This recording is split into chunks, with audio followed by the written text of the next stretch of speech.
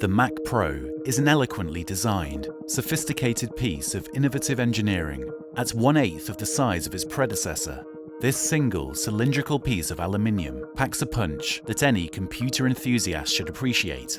From its single triangular heatsink to its use of forward-thinking Thunderbolt 2 ports, the incredibly fast M.2 SSDs, and near-silent fan. This machine is a masterpiece of aesthetic design, a marvel. Well, that just about does it for my fake Johnny Ive British voiceover. Huge thanks to Mitch for doing that. If you want to check him out and get some British guy voiceover for yourself, I'll leave his link down below. But I want to get into today's video, which is talking about the Mac Pro, not the iMac Pro and not the Mac Pro that is rumored to come out next year, the late 2013 Mac Pro.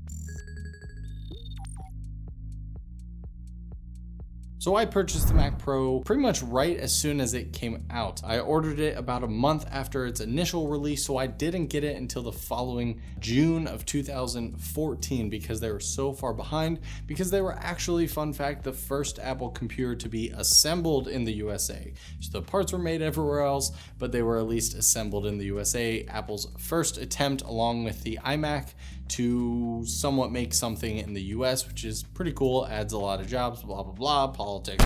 But I have to be honest, this is the first computer that I've ever had where I didn't really realize how long I've actually had the computer. Normally at the 3-ish year mark, Mac and PC, I've always been kind of like, meh, I think it's time for a new computer. But with my current Mac Pro, and I just have the base level, the only thing I've upgraded on it is the RAM. I currently have 16 gigs, where I believe the base model had 12 when it first came out, or maybe even 8, and I'm perfectly happy with it. I've done everything from editing raw 4K footage off my Blackmagic cinema camera like this, to some very low level getting into Blender 3D animation, which definitely takes quite a bit of time to render if I'm doing a high quality render.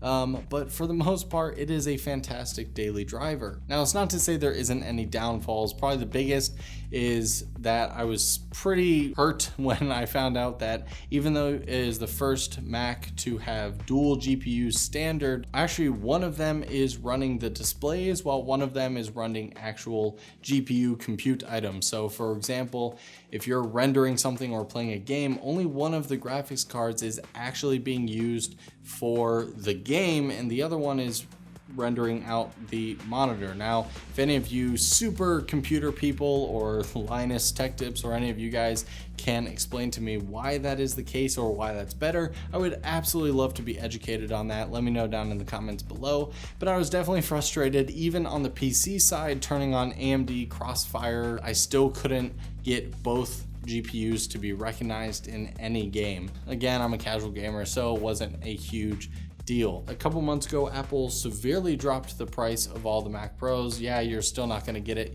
for a couple $100, but they really downgraded, or should I say lowered the price in the higher tiered models to where you can get a full decked out 12 core for around $5,000, which is like almost 50%, or maybe it's like 5,000. I better not just throw out numbers or else the comment section destroys you. Yeah, so you can get it for $5,200, the basic 12 core machine. Of course, you can add more things to still make it, $7 or $8 grand, but you get the point.